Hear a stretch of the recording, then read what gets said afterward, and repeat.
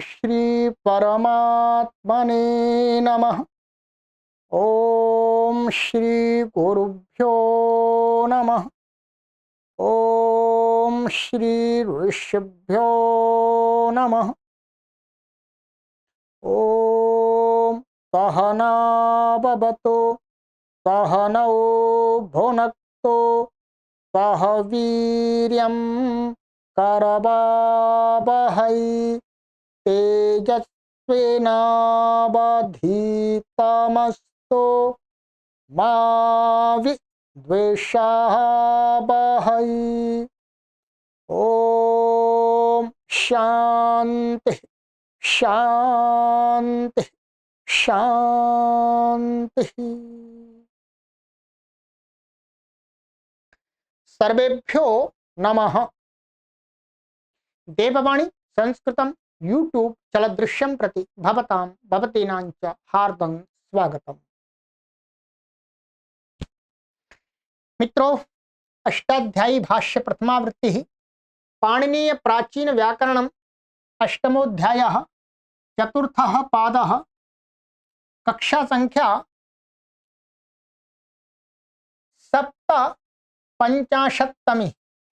57वीं कक्षा को आज पढ़ेंगे। ठीक है, कोई भी आपको जानकारी चाहिए तो आप इन व्हाट्सएप नंबरों पर संपर्क करके हमसे प्राप्त कर सकते हैं। ये आपके लिए ही दोनों नंबर चलाए जाते हैं संस्थान की तरफ से। ठीक है, निःशुल्क संस्कृत शिक्षण संस्थान है ये हमारा। चलिए, गत कक्षा में मैंने कुछ आपको सूत्र पढ़ाए थे, उनसे आगे पढ़ना आरंभ करते हैं। पुस्तक ओपन कर लीजिएगा। ये हो गया था हमारा अंतिम सूत्र वा पदांतस्य। ठीक है, ये हो गया था। चलिएगा, इसके आगे चलते हैं। तोरली तो हो षष्ठी व्यक्ति एक वचनांतम, ली सप्तमी व्यक्ति एक वचनांतम। अनुवृत्ति है इसमें परसवर्णः संहितायाम। अर्थ तवर्गस्य लकारे परतः परसवर्णादेशो भवति। तवर्ग के स्थान में लकार बाद में हो तो परसवर्ण हो जाता है, अर्थात पर लकारी हो जाता है। क्या है? लकार हो जाता है। उदाहरण यहां पर दिया है, अग्नि चिल लुनाती, सोम सुल लुनाती, भवान लुनाती, महान लुनाती। महान लुनाती, महान लुनाती। यहां पर इन्होंने बताया अग्नि चिल लुनाती में जो त था अग्निचित का, उसको परसवर्ण अर्थात शुद्ध ल हो गया। ये ल क्या है? दो प्रकार का है।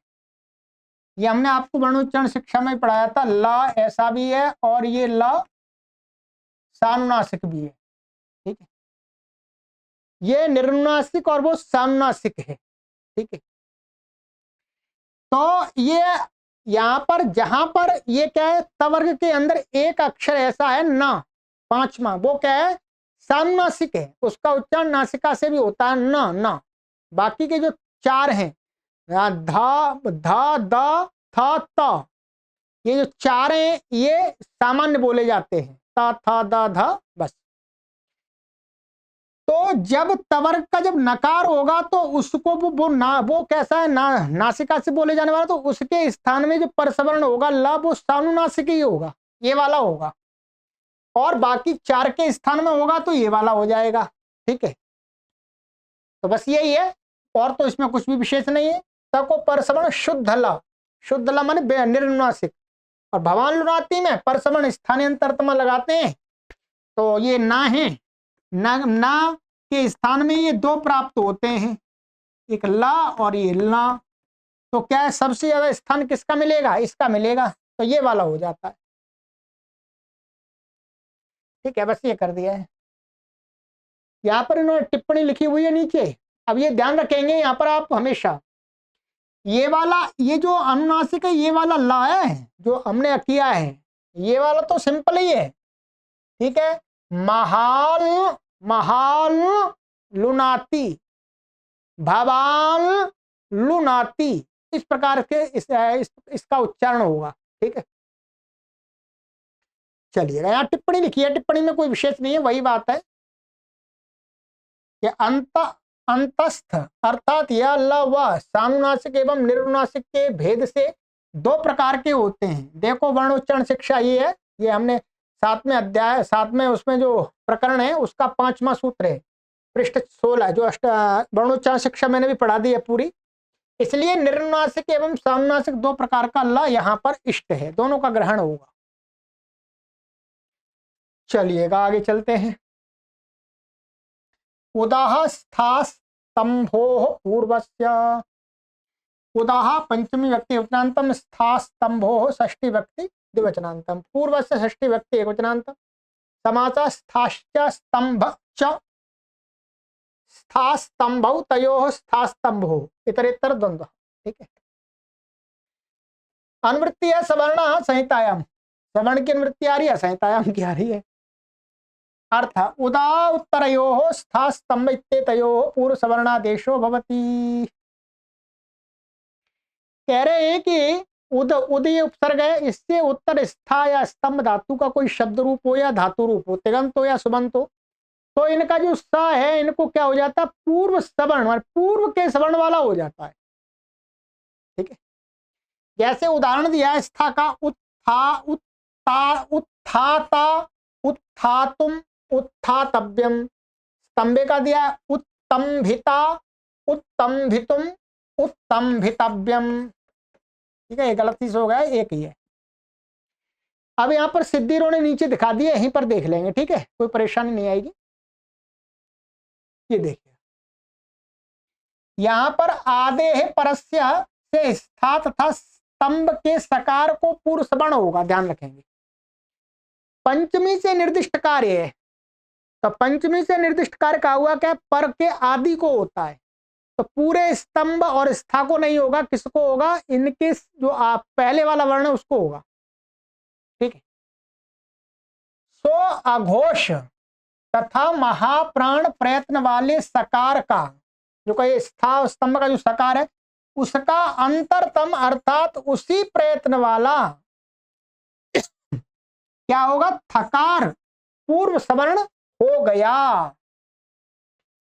अब इनका कहना है कि यहां पर ये त है, इसको परसवर्ण करेंगे तो इसका सवर्ण त ही नहीं होगा, यहां पर क्या होगा, वास्तव में थ होगा, क्योंकि जो सा है स उसके स्थान में जब आदेश करेंगे तो दूसरे वर्ण का प्रयत्न अघोष और महाप्राण मिल रहा है।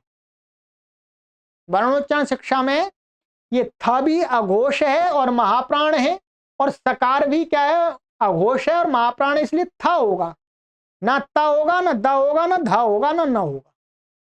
ठीक है, तो ये क्या बन जाएगा, उत था, ये बन गया, और फिर उत और ये था रहा। अब झरोझरी सवर्ण, अभी आगे पढ़ेंगे, से पक्ष में एक थकार का लोप हो गया, इसका लोप हो जाता है, तो उत्थाता ये बन गया, त्रिचका है। ठीक है, त्रिचका पक्ष में थकार का लोप नहीं होगा तो दो थकार वाला भी एक प्रयोग बनेगा, उत्थाता ऐसा भी बनेगा। ठीक है, इसी प्रकार से सब जगह आपको यहां पर भी समय, इसी प्रकार से उत्तंभिता उत्तंभिता या तीन त हो जाएंगे, क्योंकि वहां पर एक वो है ना स्तंभ का त, रूप भी बनेंगे। यहां पर टिप्पणी दी है, टिप्पणी देख लीजिएगा, यहां ये दी है, कई आचार्य बाह्य प्रयत्न की समानता की उपेक्षा करके सकार को पूर्व सवर्ण तकार ही करते हैं। उनके मत में उत्ता ये ऐसा बनेगा, आदाता है, उत्तथाता उत्तंभिता रूप बनता है। थकार पक्ष में पूर्व सवर्ण के असिद्ध होने से चरत्व नहीं होगा। ये अब यहाँ पर खरीचा नहीं लगेगा, ध्यान रखेंगे, यहाँ खरीचा नहीं लगेगा जो यहाँ पहले वालों में जो था। ये कह रहे हैं कुछ आचार्य लोग क्या है, बाह्य प्रयत्न, जो अघोष और महाप्राण है ये तो क्या है, आभ्यंतर प्रयत्न है। कुछ यहाँ पर ऐसा मानते हैं सूत्र के व्याख्यान में कि हमको बाह्य प्रयत्न मिलाने, बाह्य प्रयत्न मिला देंगे तो वास्तव में क्या है, जो परसवर्ण करेंगे तो स के स्थान में त होगा। ये वास्तव पूरा रख दिया, हलंत है ये। ठीक है, ये वाला भी ये वाला होगा, ये इस पर आ गया है, ये इस पर होगा। ठीक है, तो ये ऐसा बनेगा, ध्यान रखेंगे। अब कोई कहे कि ये वाला यहां पर जिसके पक्ष में था होता है, तो अब यहाँ खरी चल गया, खर के पहले जल को चर, तो यहां पर नहीं लगेगा। क्यों? क्योंकि यहाँ जैसे ही खरीच लगाएंगे, खरीच तो पहले चला गया, तो खरीच लगाएंगे तो खरीच सूत्र लगाते समय ये था नहीं दिखेगा, क्या दिखेगा? सा दिखेगा, इसलिए यह खरीच लग ही नहीं सकता। तो दो, अर्थात यहां पर भी था और ता दो प्रकार के देखे जा रहे हैं। जो आभ्यंतर प्रयत्न मिलाते हैं उनके मत में तो था रहेगा, जो बाह्य प्रयत्न को देख करके यहां पर कह रहे हैं पर सवर्ण और पूर्व सवर्ण, तो उनके मत में ताई दिखेगा। ठीक है, लोप दोनों के मत में हो जाएगा। तो मुख्य रूप से वस्तुतः जो प्रयोग में देखा जाता है वो ये वाला ही देखा जाता है, लोप करके।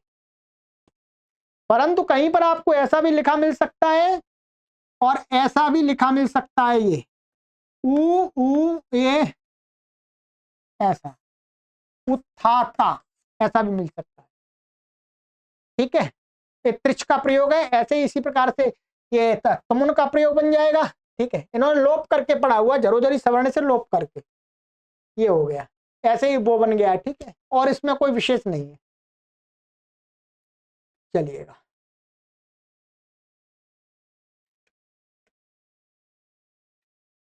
झयो होन्यतरस्याम, झयः पंचमी व्यक्ति एकवचनान्तम, हः षष्ठी व्यक्ति एकवचनान्तम, अन्यतरस्याम सप्तमी व्यक्ति एकवचनान्तम।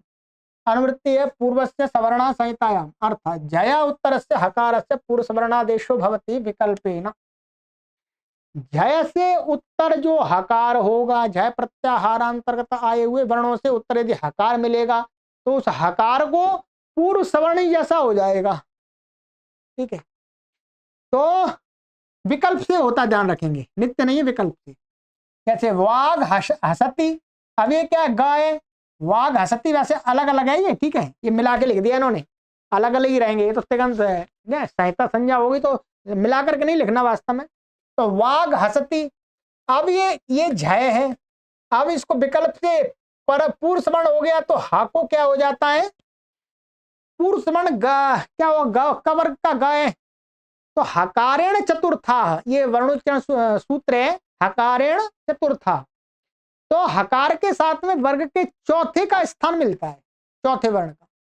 तो यहां पर इसलिए इसका चौथा होगा घ, वाघ घसती। ठीक है, स्वलिड हसती और स्वलिड धसती, ये ढ हो गया। ठीक है, चौथा ही। अग्निचिद हसती, तो अग्निचिद धसती, यहां धा हो गया, इसको ये दा है। तो सोम शुद्ध हसती, तो सोम शुद्ध धसती। त्रिष्टुभ हसती, तो त्रिष्टुभ भसती, तो हा ऐसे बदल गया। तो ये संधि आपको अवश्य ध्यान रखनी है। ये क्या है, कहीं पर पता नहीं लगता, यहां पर क्या है? त्रिष्टुभ भसती। अब लोग ये सोचे भासती, यदि आपको ये संधि नहीं पता तो आप अनुमान नहीं लगा सकते कि ये वास्तव में हा था। अष्टाध्यायी के सूत्रों में भी कई जगह इसका प्रयोग हुआ है। ऊ कालो ध्रस्व दीर्घ प्लुता, वहां पर प्रयोग हुआ, तो मैंने समझाया भी था ये, अब पूरा समझ में आ गया होगा। ठीक है, चलिएगा, और इसमें कोई विशेष नहीं है, यहां पर लिख दिया है। सर्वत्र स्थाने अंतरतमा से अंतरतम पूर्व सवर्ण होगा, और यह आंतर्य वर्णोच्चारण शिक्षा में उल्लिखित स्थान एवं प्रयत्न के अनुसार होता है। अर्थात जिस वर्ण के साथ स्थान एवं प्रयत्न मिल जाए वही आंतर्य है, सामीप्य है।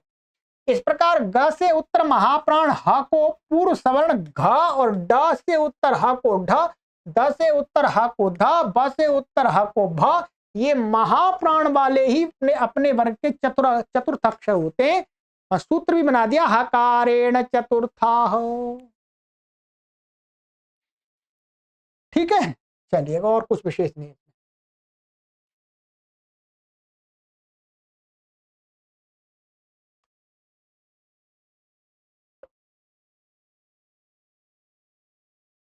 शश छोटी, शाह षष्ठी व्यक्ति वचनांतम, छह प्रथमा व्यक्ति वचनांतम, अट्टी सप्तमी व्यक्ति एक वचनांतम। अनुवृत्ति जयोन्यतरस्याम संहितायाम, अर्थ जय उत्तरस्य शकारस्य अटि परतः छकारादेशो भवति विकल्पेन।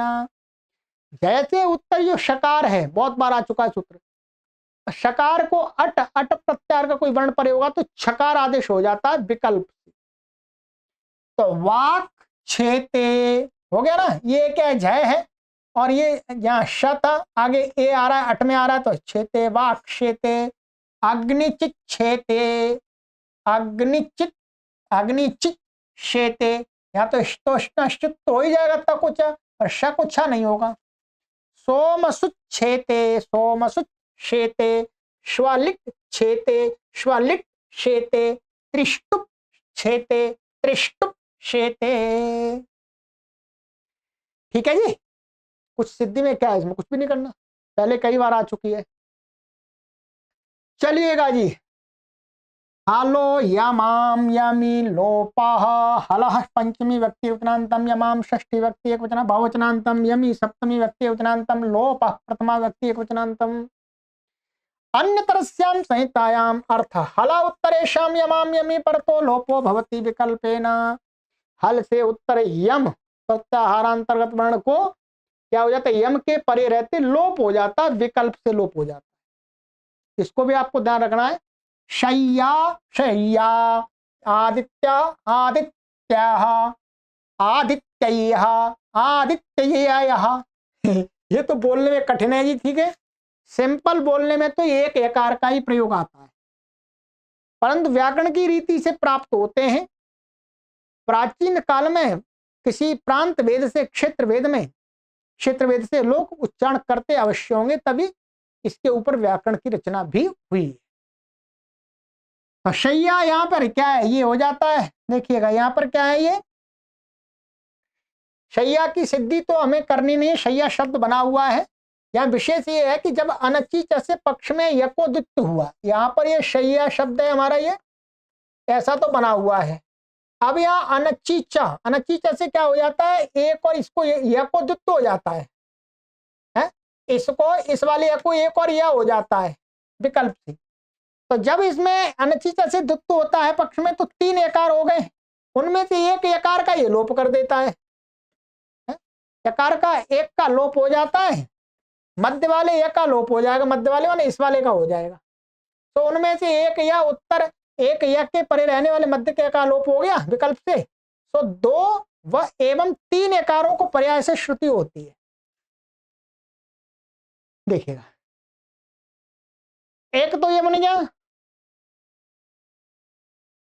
एक या से उत्तर एक या के परे रहते मध्य वाले यकार का विकल्प से लोप हो गया, तो बन गया हमारा ये वाला प्रयोग, ठीक है।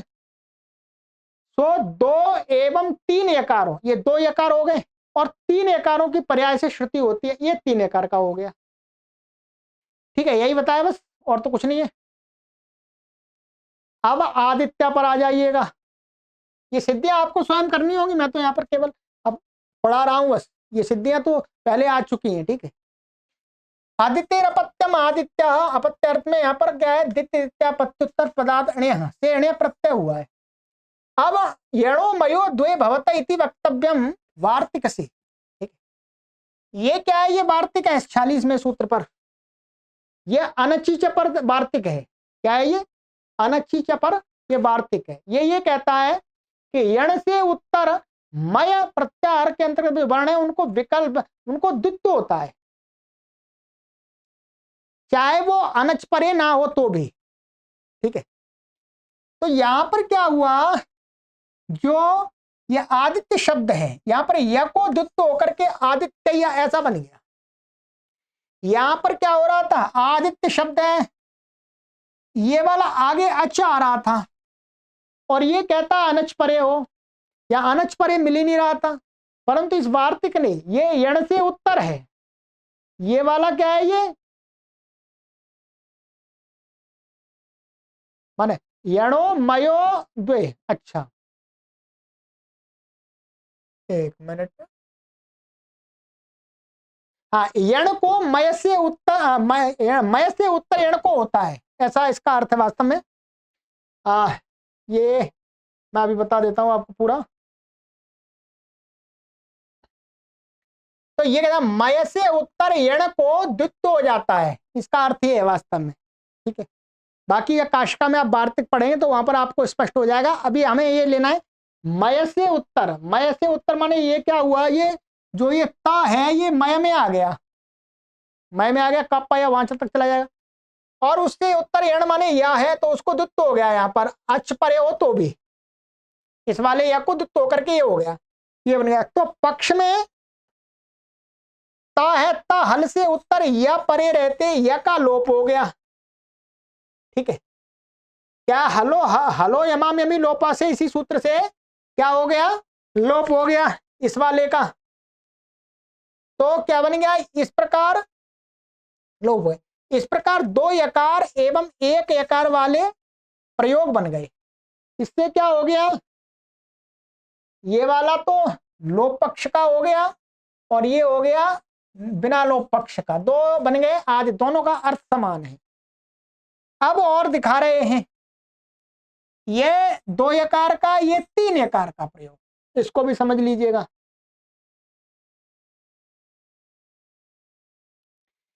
अब क्या, ये शब्द बन गया हमारा यहां पर आदित्य, दो यकार वाला। यहां पर अपत्य अर्थ में, अच्छा ये इसको देख रहे हैं, ये इसको बना रहे हैं अभी। यह अपत्य अर्थ में आदित्य शब्द बना हुआ है, जो उससे पूर्वक बनकर के पुनः शास्त्र देवता से सूत्र से ही यण प्रत्यय आता है, शास्त्र देवता से फिर आदित्य शब्द से। तो एक तो ये वाला या है आदित्य का या, और ये कणीय प्रत्यय दोबारा आ गया एक और या, तो ये बन गया दो या वाला, दो यकार वाला प्रयोग बना। पुनः अब इसमें उसी वार्तिक से क्या हो जाएगा, इस मय से उत्तर इस यण को द्वित्व हो गया, तो क्या हो गए, तीन यकार हो गए ये। ठीक है, ये यणो मयो द्वे भवता इति वक्तव्यम, इससे क्या द्वित्व हो गया इसके अच के पर रहते हुए, तो ये बन गया तीन यकार हो गए। तब पक्ष में एक यकार का लोप इस सूत्र से हो गया, हलो, तो ये बन गया दो यकार वाला। ये शास्त्र देवता अर्थ में बना हुआ, ध्यान रखेंगे, दो यकार वाला, इसमें एक यकार का नहीं बनेगा। और आदित्य यह प्रयोग बन गए, ये क्या है, बिना लोप पक्ष में, ये शास्त्र देवता के दोनों, दो और तीन। अब कहते हैं यहां भी जब य को पक्ष में दुर्वचन न होगा, ध्यान रखें, ये तो दुर्वचन का कर दिया, जो वो ये वाला सूत्र है, यणो मयो द्वे भवति वक्तव्यम, ये भी विकल्प से कर रहा है, तो दुर्वचन नहीं होगा, तो उस पक्ष में एक यका प्रकृत सूत्र से लोप होकर के आदित्य ए भी प्रयोग बनेगा, यकारवान, एक यकारवान वही बनेगा। अर्थात ध्यान दीजिएगा, इस अर्थ में एक और ये बनेगा, ये, ठीक है, ये तीन प्रयोग बन गए। ये वाला आदित्य है, ये का अर्थ क्या है, शास्त्र देवता, यानी सा देवता जिस हवि आदि का, उसको कहने के देवता, वो देवता को कहने के लिए ये प्रयोग तीन बन जाएंगे, एक यकार का, दो यकार का, तीन यकार का। ये वाला क्या है, जब इस वार्तिक से द्वित्व नहीं हुआ तो दो यकार का प्रयोग हमारे पास पहले से था इसका, तो फिर इस सूत्र ने इसमें एक यकार का लोप कर दिया, और इस सूत्र ने तीन यकार में से एक यकार का लोप कर दिया, तो ये बन गई थी। अब आप ये लिखना पड़ेगा कॉपी पर, तब समझ में आ जाएगा पूरा। बाकी यहां पर सारा लिखा हुआ है, आप स्वयं भी समझ सकते हैं, कोई परेशानी नहीं है वैसे। ठीक है,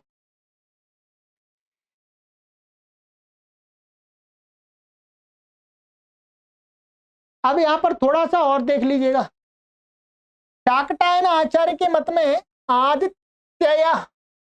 क्या आदित्य में पुनः द्वित्व नहीं होता, ये वाला है, क्योंकि त्रिप्रवृत्तिषु शाकटायनस्य, अतः उसके मत में सूत्र में से एक यकार का लोप होकर के आदित्य दो रूप ही बनेंगे। इनका कहना है, ये हमने पहले पढ़ लिया है, शाकटायन, ये त्रिप्रवृत्तिषु शाकटायनस्य, इसमें यकार का क्या हो जाता है, इसमें ये था हमारा ये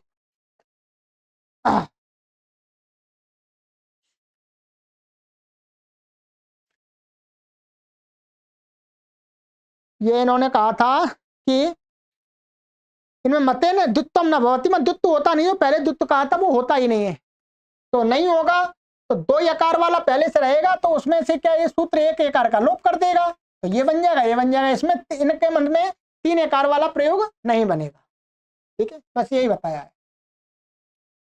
और ये वाली टिप्पणी है तो सरल ये ऊपर वाले सूत्र पर थी कि जब संहिता संज्ञा नहीं होगी तब ये अलग अलग ही रहेंगे, वहां पर षष्ठोटी नहीं लगेगा, ये बताना चाह रहे थे।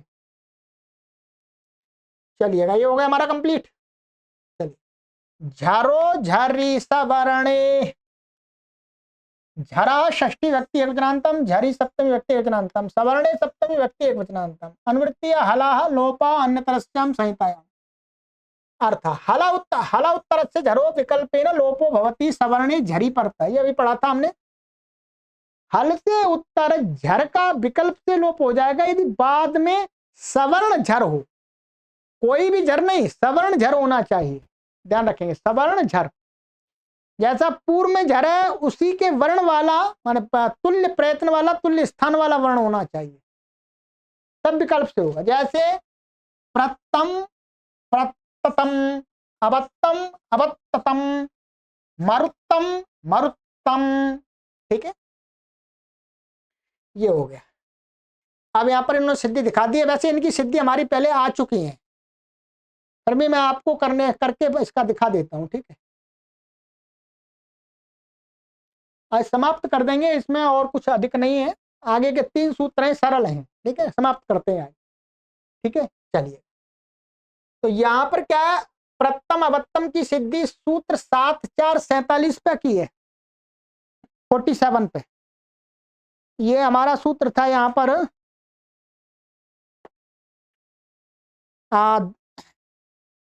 अच्छा उपसर्गात्तः, क्या अच्छा उपसर्गात्तः, इससे क्या स्थिति हो रही थी हमारी, यहां पर ये स्थिति हो रही थी, यहां पर ये कहते हैं प्रथम अवत्तम में पहले 3 तकार थे ही, ये यहां रख लेता हूं, क्या है, ये प्र है।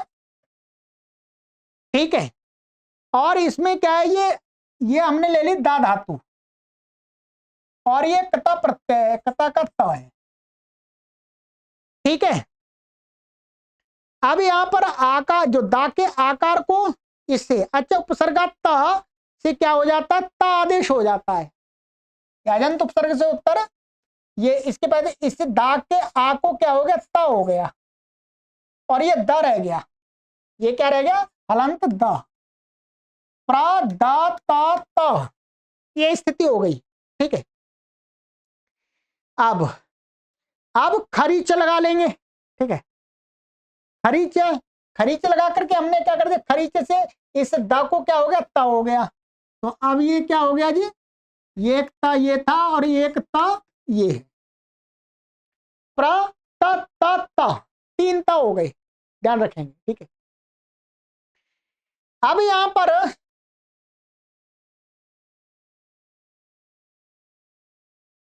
अनचिचा। ठीक है, क्या अनचिचा, अनचिचा से हमने क्या कर दिया, इसको द्वित्व कर दिया। अनचिचा से जो ये रहा ये एक और ये एक और तकार हो जाएगा, माने अनच के परे रहते इस तकार को द्वित्व हो गया, तो ये एक और तकार हो गया, मानिए 4 तकार हो गए। अब क्या हो गए, 4 तकार, ये 4 तकार हो गए। अब प्रकृत सूत्र ने क्या है, झरो झरी सवर्ण, ध्यान रखेंगे, एक तकार का लोप कर देंगे हम, मानिएगा हल से उत्तर इस सवर्ण झर के पर रहते इसका लोप हो गया, इसका लोप हो गया। अब क्या रह गए, एकता का लोप कर देने पर प्रततम ये हो गया, एकता का लोप कर देने के पश्चात दूसरे का भी लोप हो जाएगा, ध्यान रखेंगे, एकता का लोप कर दिया हमने, अब यही सूत्र फिर तो और लग जाएगा, अभी तो जो हल से उत्तर ये ता को सवर्ण ता के पै रहते ये इसका भी लोप हो जाएगा विकल्प से, तो ये 2 ता का बन जाएगा ये। ठीक है, तो ये बन जाएगा, और ये 3 वाला ये बन जाएगा। ठीक है, तो ये बन जाएगा आपका, ये पूरा मैंने बता दी सिद्धि। ठीक है, अब ये बन गया, और अब अवत्तम और अवत्तम, ये अब पूर्व का धातु वही है और कुछ नहीं है इसमें, ठीक है, वही प्रक्रिया होगी इसमें भी। ये हो गया। अब आइए मरुत्तम, मरुत्तम, ठीक है। यहाँ क्या मरुत शब्द की, मरुत शब्द सोपसंख्यानम, इस वार्तिक से क्या होती है, मरुत की उपसर्गों के उपसर्ग में इनकी गणना मानी जाती है, इसलिए उपसर्ग संज्ञा हो जाती है। उपसर्ग को मान करके जो कार्य होते हैं वो मरुत को भी हो जाते हैं, ठीक है। तो क्या हो गया यहां पर, ये मरुत्तम, यहां पर देखेंगे अभी, मरुत से उत्तर दा धातु और कता प्रत्यय, ध्यान रखें सारी वही प्रक्रिया है।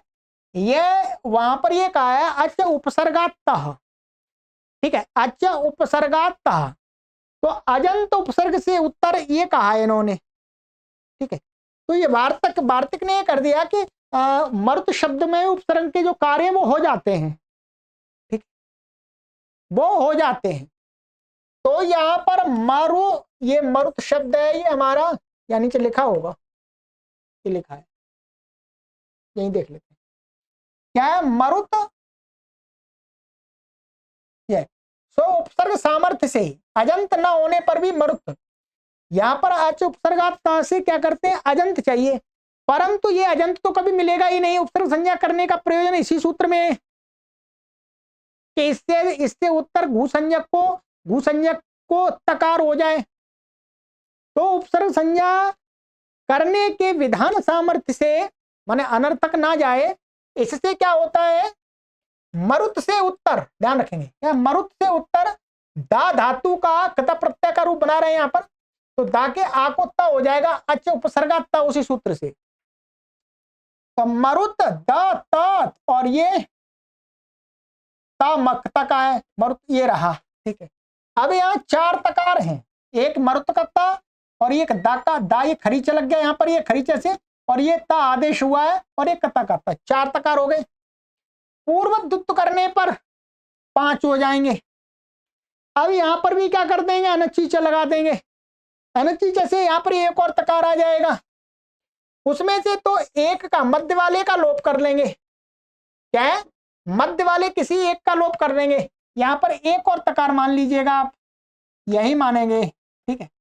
अब इसमें से किसी एक का लोप कर दिया, लोप करने पर लोप इसी सूत्र से होगा, झरो झरी सवरणे से, 2 का लोप करने पर 3 का हो जाएगा, तथा 3 का लोप करने पर 2 शेष रहेंगे, इसमें 3 का लोप हो सकता है, ये तीनों का।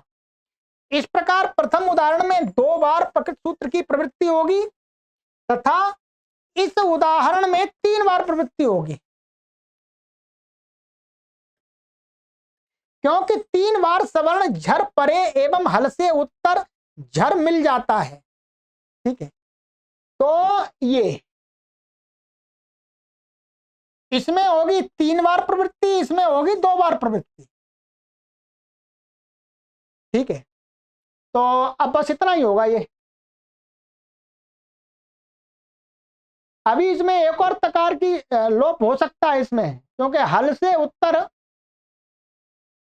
झर का लोप हो जाएगा, झर के सवर्ण पर रहते, इसका भी हो सकता है, एक और प्रयोग ऐसा भी बन सकता है, ठीक है। तो ये दिखा दिया इन्होंने, और आगे इसमें दिखाया है इसी प्रकार उत्थाता की सिद्धि में हमने बताया था, प्रवृत्ति दिखाई जा चुकी है, सुगम होने से वह भी यहाँ समझाया जा सकता है। तो इसमें ऐसी यही है, जितनी बार हो सकती है बार बार करते रहें, कोई परेशानी नहीं। ये ध्यान रखें, इसको कर दिया हमने फिर दोबारा करेंगे तो ये असिद्ध नहीं होगा, अपनी दृष्टि में असिद्ध नहीं होगा, ध्यान रखेंगे, ये सिद्ध ही रहेगा, जितनी बार भी करेंगे सिद्ध ही रहेगा, ठीक है।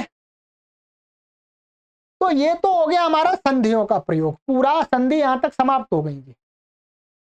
अब अंत में 2 सूत्र दिए हैं इन्होंने स्वर संबंधी, और एक अंतिम सूत्र और दिया है, सरल है बिल्कुल, इसलिए मैं आज ही करा दूंगा, ठीक है, अलग कक्षा बनाने का कोई औचित्य नहीं है। चलिएगा, आइएगा, उदात्ता धनुदात्तस्य स्वरितः उदात्तात् पंचमी व्यक्ति एकवचनान्तम अनुदात्तस्य षष्ठी व्यक्ति एकवचनान्तम स्वरिता प्रथमा व्यक्ति एकवचनान्तम। अर्थ उदात्तादुत्तरास्य अनुदात्तस्य स्वरितो स्वरितादेशो भवति। कहते हैं उदात्त से उत्तर जो अनुदात्त होता है उसको स्वरित हो जाता है। ये तो हजारों बार लगा दिया हमने, शुरू से ही लगाते आ रहे हैं, प्रथम पाद से ही लगाते आ रहे हैं, स्वर जहां से आरंभ हुआ है। तो गार्ग्यः वात्स्यः पचति पठति। अब देख लिएगा गार्ग्यः शब्द में क्या है, ये गार्ग्यः, तो इसमें क्या है, यही प्रत्यय है। ये क्या है, ईत है। ईत होने से ये नित्य नित्यम से आदि उदात्त हो गया। अनुदात्तम पदम एक वर्जम उदात्त अनुदात्त स्वरित। इस सूत्र ने क्या कर दिया, इसको स्वरित कर दिया। ऐसे वात्स्य पचति में भी क्या है, पचति में धातु स्वर है, जो शप है तिप है, ये तो पित है, अनुदात्त है। तो धातुओं से ये उदात्त है। अनुदात्तम पदम एक वर्जम उदात्त अनुदात्त स्वरिता स्वरिता संहिता अनुदात्ता नाम एक श्रुति हो गई। ऐसे पठती में लगा लीजिएगा स्वरित, इस सूत्र से हो गया है। ठीक है, ये मैंने आपको बता दिया था पहले ही वहां पर प्रथम अध्याय के द्वितीय पाद में कि जब एक श्रुति करते हैं स्वरिता संहितायाम अनुदात्तानाम, तब ये सूत्र सिद्ध रहता है। वो पूरा का पूरा प्रकरण इस सूत्र के आगे आ जाते हैं, इन सूत्रों के आगे रख देते हैं। ये मैंने वही बताया था। इसलिए स्वरिता संहितायाम अनुदात्तानाम वो सूत्र लगाते हैं तो ये सूत्र स्वरित सिद्ध ही रहता है और एक श्रुति हो जाती है, ध्यान रखेंगे। ठीक है, फिर ये स्मरण दिला दिया मैंने आपको। चलिएगा, और कुछ नहीं है इसमें विशेष। अब आ जाएगी, एक निषेध का सूत्र है।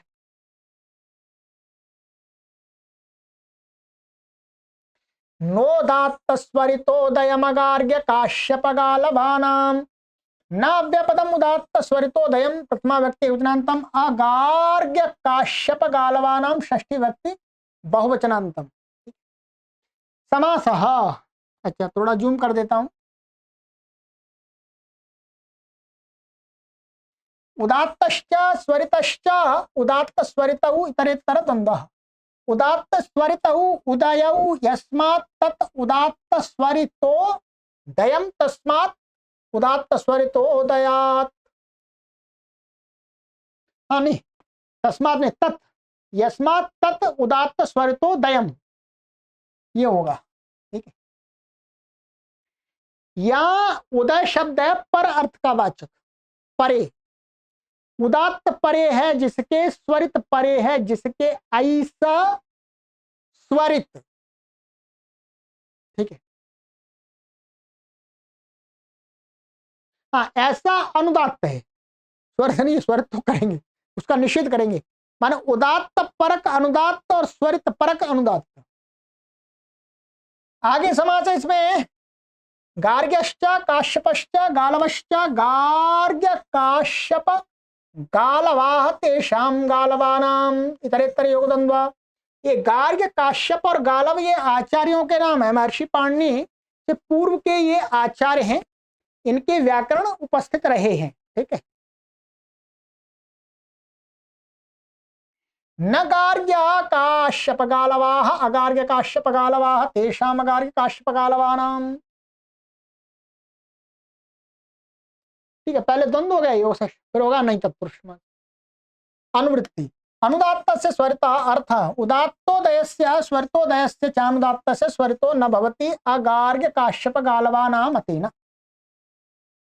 कहते हैं उदात्त परक जो अनुदात्त, स्वरित परक जो अनुदात्त, माने ऐसा अनुदात्त जिसके बाद में उदात्त है, ऐसा अनुदात्त जिसके बाद स्वरित है, उस अनुदात्त को पूर्व वाले सूत्र से स्वरित नहीं होता। परंतु इन आचार्यों को छोड़ करके गार्ग्य और काश्यप और गालव इनके मत में तो हो जाता, अर्थात महर्षि पाणिनि के मत में नहीं होता है, अन्य आचार्यों के मत में नहीं होता।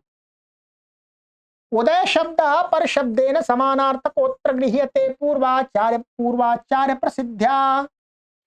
कहते हैं उदय शब्द जो क्या है, पर शब्द का वाचक समानार्थक है। पूर्वाचार्य लोग उसके लिए पर, जिसको महर्षि पाणिनि पर करते हैं उसी के लिए पूर्वाचार्य लोग क्या करते थे, उदय शब्द। पूर्वेण प्राप्ति प्रतिषिध्यते, पूर्व सूत्र से जो प्राप्ति थी उसी का प्रतिषेध कर दिया। कहते हैं उदात्तोदय, तो यहां देखिएगा गार्ग्यस्तत्र वात्स्यस्तत्र स्वरितोदय, गार्ग्यः क्वः, क्व क्व क्वः नहीं क्व, वात्स्यः क्व। अब यहां पर क्या देखना है आपको, यहां सरल में बता ही देता हूं आपको। गार्ग्य शब्द है हमारा,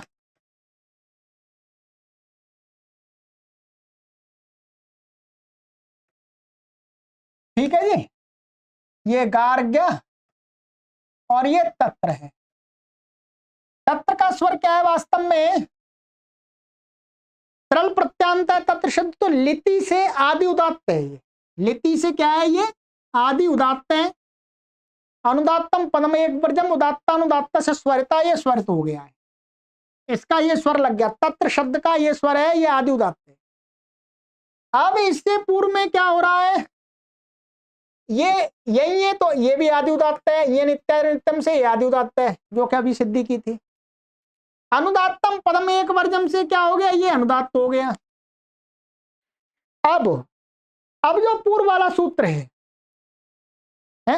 ये वाला पूर्व वाला जो सूत्र है उदात्तानुदात्त से स्वरिता हो, कि उदात्त से उत्तर अनुदात्त को स्वरित होगा, तो कहा नहीं, यहां पर ये अनुदात्त ऐसा है कि आगे ये उदात्त आ रहा है, इसके आगे उदात्त आ रहा है, इसलिए इसको स्वरित नहीं होता महर्षि पाणिनि के मत में। गार्ग्य गालव और आचार्य काश्यप के मत में तो हो जाएगा, तो इसलिए यहां पर नहीं होगा, ये अनुदात्त ही रहेगा। ठीक इसी प्रकार से वात्स्यस्तत्र है ये, ठीक है, उदात्त के स्वरित का ये चिन्हांक उसका स्वरांकन नहीं करते हैं, तो पढ़ाते समय हम क्रॉस का चिन्ह लगाते हैं उदात्त के लिए। स्वरितोदय जैसे क्व है, ये क्व वास्तव में क्या है, ये क्व अव्यय है, तो ये अत अत अत प्रत्यांत है, तो इसको स्वरित है वास्तव में, चित स्वरितम से ये स्वरित है। अब ये जो ये अनुदात्त है ये स्वरित परक है, इसलिए यहां पर वो पूर्व वाला सूत्र नहीं लगा, ऐसा का ऐसा ही रह गया, और कुछ भी विशेष नहीं। जो गार्ग्य काश्यप गालव आचार्य उनके मत में हो जाएगा, ठीक है। सिद्धि यहाँ नीचे लिखी हुई है, वो मैंने आपको करा दी पूरी। यहाँ ये लिखा हुआ है उदय शब्द प्राप्त शाक्य ग्रंथों में पर का समानार्थक है, सो यहां पर भी अर्थ वाला माने पर अर्थ वाला उदय शब्द ही ग्रहण किया गया है।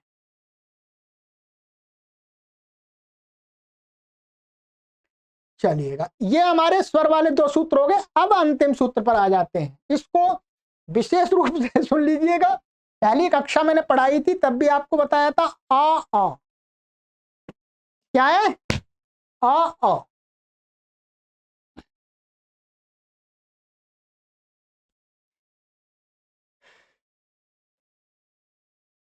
आठ चार 67 67 अव्यपदम अव्यपदम दोनों ही अव्यपद हैं। अर्थ अकारो विवृता संवृतो भवति, इसका अर्थ है कि ये वाला जो आकार विवृत था उसको कहते हैं, उसी आकार को फिर दोबारा संवृत कर रहे हैं। कैसे, एकोत्र विवृतोपरः विवृतोपरः संवृतः, इसमें एक आकार तो ये वाला विवृत है इसमें ये, और ये दूसरा संवृत है ठीक है। तत्र विवृतस्य संवृतः क्रियते, तत्र क्या है, इस विवृत को संवृत कर रहे हैं। ये विवृत और संवृत क्या है, प्रयत्न है, विवृत और संवृत क्या है, प्रयत्न है। वर्णोच्चारण शिक्षा में आपने पढ़ाए, हमने पढ़ाए हैं आपको, कहते हैं संवृतस्त्वकारः वर्णोच्चारण शिक्षा 58वां सूत्र इति वर्णोच्चारण शिक्षा सूत्रेण अकारस्य संवृत प्रयत्नत्वम् उक्तम्। संवृतस्त्वकार जो ह्रस्वकार होता है उसका प्रयत्न क्या बताया वर्णोच्चारण शिक्षा में, संवृत बताया। संवृत माने अ का प्रयोग उच्चारण करते हैं तो कंठ सिकुड़ता है, आ खुलता है। जितने भी स्वर हैं माने अच हैं, ह्रस्व को छोड़कर के सभी अचों के उच्चारण में क्या है, कंठ खुलता है। ह्रस्व अ के उच्चारण में कंठ संकुचित होता है, इसलिए इसका प्रयत्न संवृत बताया। ये हो गया, ठीक है, आकार का संवृत का है। विवृत करना स्वराह, और जो बाकी जो स्वर है वो सारे विवृत करण वाले हैं। इत्यनेन तु दीर्घाकारस्य प्लुतस्य च विवृत प्रयत्नत्वम उक्तम। इससे क्या हुआ, इससे जो दीर्घाकार है और प्लुताकार है और दूसरे जो भी स्वर हैं वो सभी क्या है, विवृत प्रयत्न वाले हैं। ठीक है, अब तयोः ह्रस्व दीर्घयोः प्रयत्न भेदात सवर्ण संज्ञा न प्राप्नोति। अब हेतु बता रहे हैं सूत्र क्यों बनाया गया है यहां पर, विवृत को फिर दोबारा समृत क्यों कर रहे हैं। कहते हैं ह्रस्वकार का प्रयत्न है, समृत दीर्घ और प्लुत का है विवृत, तो दोनों काम रहता है। ह्रस्व दीर्घ का तो प्लुत का तो कम ही काम होते हैं। प्रयत्न भेदात ह्रस्व का समृद्ध दीर्घ का विवृत पे सवर्ण संज्ञा न प्राप्त होती। तुल्यास्य प्रयत्नम सवर्णम, माने ह्रस्व का प्रयत्न तो अलग हो गया, दीर्घ का प्रयत्न अलग हो गया, स्थान तो समान है परंतु प्रयत्न समान न होने से तुल्यास्य प्रयत्नम सवर्णम से सवर्ण संज्ञा प्राप्त नहीं होगी, और सवर्ण संज्ञा प्राप्त नहीं होगी तो अनुदित सवर्ण से चा प्रत्यय से एक दूसरे का ग्राहक नहीं होगा। ठीक है, अतः आई उण सूत्रे, इस प्रत्यार सूत्र में, क्या सूत्र में कार्यार्थम माने कार्य करने के लिए, व्याकरण में कार्य करने के लिए शास्त्रे, शास्त्र में अष्टाध्यायी शास्त्र में अकारा ह्रस्वकार विवृता प्रतिज्ञाता, यहां पर ये कहा था कि महर्षि पाणिनि यहां विवृत कर रहे हैं, इसको महर्षि पाणिनि ने प्रत्यार सूत्र में इसको विवृत पढ़ा है।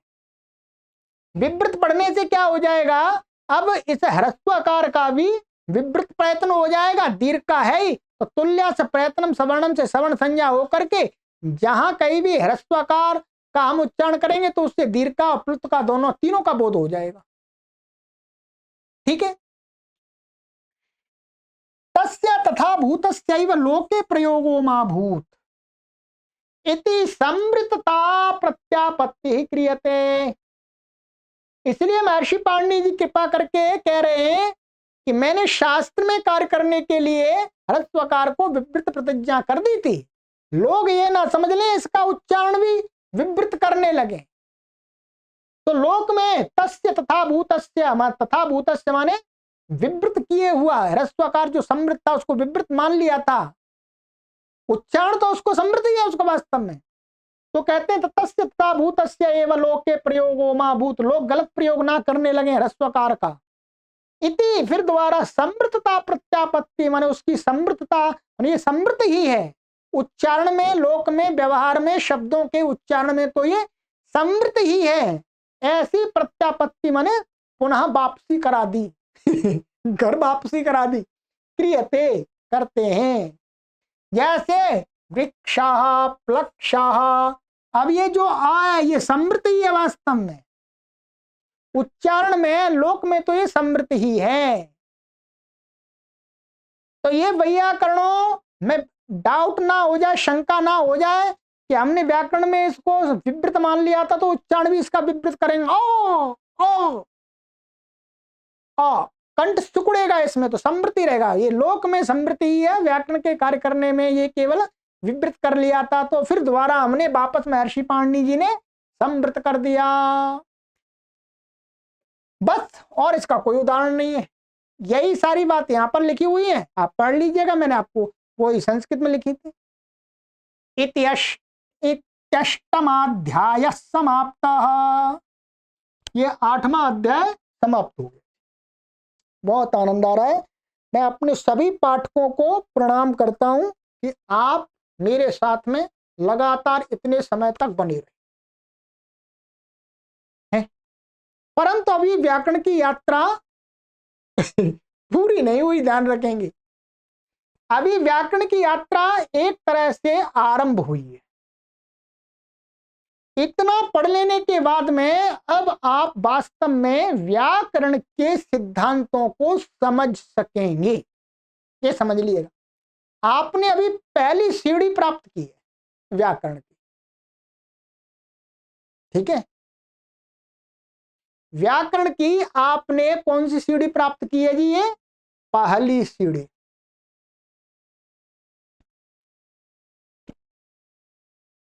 ये सारी कक्षाएं, आज तक की जितनी भी कक्षाएं मैंने अभी गिनी नहीं है, सभी कक्षाओं के लिंक मैंने इसी वीडियो के डिस्क्रिप्शन में डाल दिए, सभी प्लेलिस्ट के।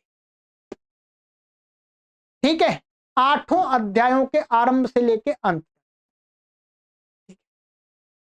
अब कोई भी पाठक व्याकरण पढ़ना मन आरंभ करते हैं अष्टाध्यायी रीति से, तो लगभग मुझे ये लगभग 900 के करीब हो रही है, कुछ थोड़ी कम होंगी, 900 के करीब मान लीजिएगा, 10-20 कम होंगी। यदि 2 कक्षाएं प्रतिदिन भी पढ़ते हैं, 2 कक्षाएं आप पढ़ सकते हैं प्रतिदिन, तो लगभग आप इसको 2 वर्ष में पूरा कर सकते हैं। ध्यान रखेंगे कितने में? 2 वर्ष में आप ये जो अष्टाध्यायी भाष्य प्रथमावृत्ति के जो 3 ग्रंथ हैं, ये 3 पुस्तकें हैं, ये मैंने पढ़ाई है इसमें अंदर। ठीक है, ये 3 पुस्तकें पढ़ाई हैं, आप देख रहे होंगे, ये देख लीजिएगा।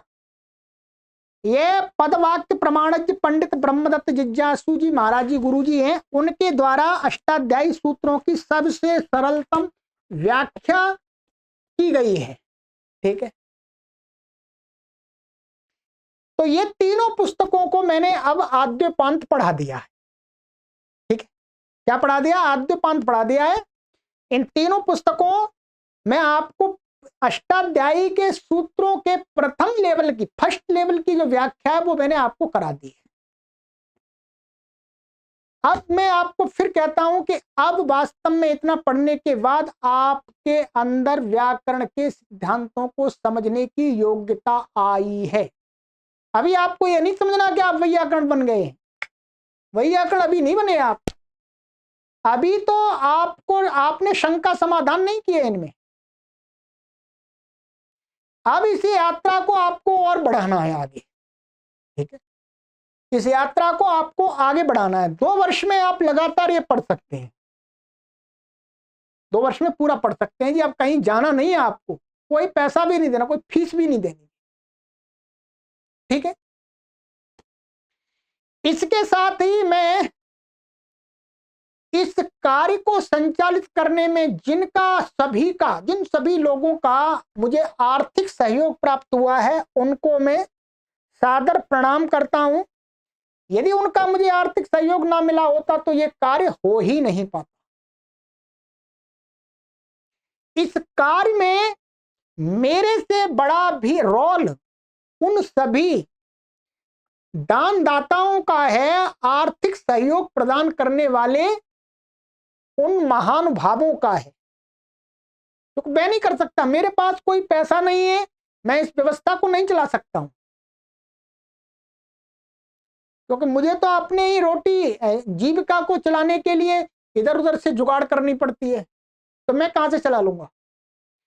तो मैं उन सभी का धन्यवाद करता हूं। नाम तो किसका लूं मैं, ठीक है, बिना नाम के ही अपने अंतःकरण से, हृदय से, आत्मा से उनका धन्यवाद करता हूं।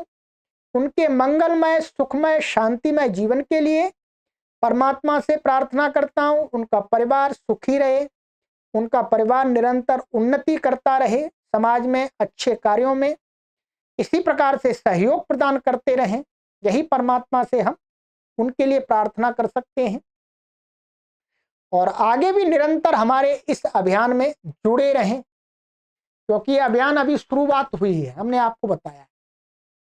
अब इसके बाद में आपको कौन कौन से ग्रंथ पढ़ाऊंगा, ये आपको मैं अगली वीडियो में इसी सीरीज में यहां पर नीचे प्लेलिस्ट में लगा दूंगा, तो आप देख पाएंगे कि मैं आगे अब कौन कौन से ग्रंथ पढ़ाऊंगा। ठीक है, ये यात्रा कम से कम आपकी 7 से 8 साल की तो चलेगी। 7 से 8 साल, 2 साल हो गए, 5 साल और चला देंगे आपकी यात्रा को। ठीक है, इसके अंदर आपको छोटे छोटे ग्रंथ पढ़ाएंगे। अभी पारिभाषिक है, ये पारिभाषिक बहुत महत्वपूर्ण ग्रंथ है, आपको हमने पहले भी बताया होगा। ठीक है, ये पारिभाषिक है, इसको चलाएंगे। ठीक है, कि मैं अगली वीडियो में आपको बताऊंगा अब मैं क्या क्या पढ़ाऊंगा आगे क्रम से। ठीक है, तो तैयार रहिएगा।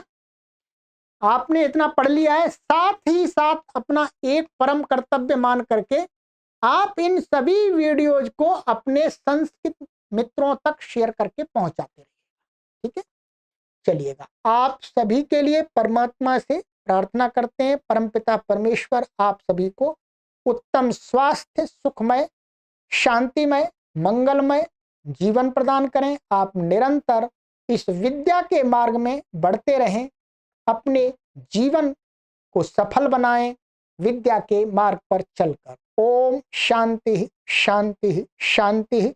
अच्छा जी, परीक्षा की वीडियो आगे आएगी, उत्तर माला भी आपको इसके आगे आएगी।